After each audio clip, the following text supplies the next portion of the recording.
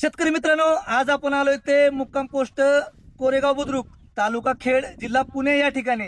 या गावचे शेतकरी आहेत श्री किरण डावरे साहेब. त्यांच्या प्लॉटवर आपण या ठिकाणी आलोय. आता या ठिकाणी बघितलं तर त्यांनी जोशी ॲग्रो इंडस्ट्रीजचा हायक्रॅल फिल्टर जो आहे ऑल इन वन, त्याचं इन्स्टॉलेशन या ठिकाणी केलंय. 60 मीटर क्यूबचा 4 इंची इनलेट आणि 4 इंची आउटलेटचा फिल्टर यांनी या ठिकाणी बसवलाय. आता ह्या फिल्टरचं वैशिष्ट्य जर सांगायचं म्हणलं तर ऑल इन वन. आपल्याला जनरली जर फिल्टरेशन सिस्टीम बसवायची असेल तर आपल्याला पहिल्यांदा काय करावं लागतं, तर हायड्रोसायक्लोन फिल्टर बसवावा लागतो, त्यानंतर सँड फिल्टर बसवावा लागतो आणि त्याच्यानंतर मग आपल्याला स्क्रीन फिल्टर बसवावा लागतो. ह्या तिन्ही गोष्टी बसवल्यानंतर काय होतं, त्यानंतर आपण मग ड्रिप इरिगेशन सिस्टीम आहे ती व्यवस्थितरित्या चालवू शकतो. पण ह्या फिल्टरमध्ये तिन्ही गोष्टी ज्या आहेत ती एकत्रितपणे केल्यात. जे काही युनिट यांनी बनवलंय ते अशा पद्धतीने एकत्रित बनवलंय. त्यामुळे तुम्ही आता बघू शकता की बसवण्याला जागा जी आहे ती फक्त इनलेट आणि आउटलेट एवढाच विषय राहिलाय. त्यामुळे काय होतं, ह्याला स्पेसिंग जे आहे ती कमी लागतं. जेवढं इनलेटला प्रेशर आहे तेवढंच आउटलेटला पण प्रेशर होतं.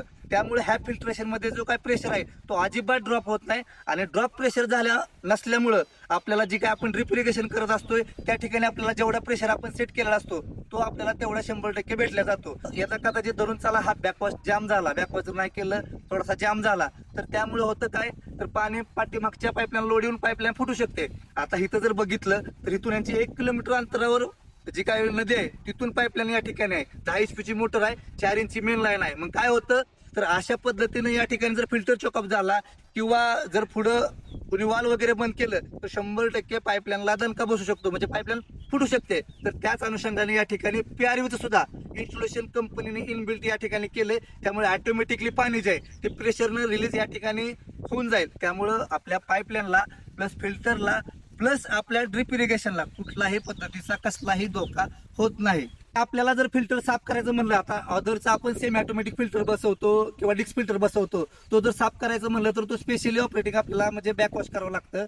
आणि ह्याचा विषय काय राहतो, तर एकदा बॅकवॉश केलं तर तिन्ही फिल्टर जो आहे आपलं, म्हणजे हायड्रोसायक्लोन फिल्टर आहे, आपला सँड फिल्टर आहे, प्लस स्टील फिल्टर आहे, तर तिन्ही फिल्टर आपण एकदा बॅकवॉश आपण जसा रेग्युलर फिल्टर साफ करतो तशाच पद्धतीनं ह्या तिन्ही गोष्टी यामध्ये आपला फ्लशिंग व्यवस्थित होतात. दुसरा फिल्टर आपला रेग्युलर आपण जे बसवतो त्याला रेग्युलरली साफ करावं लागतं, पण ते आपल्या तुमच्या पाण्याच्या क्वालिटी वाईज राहतं.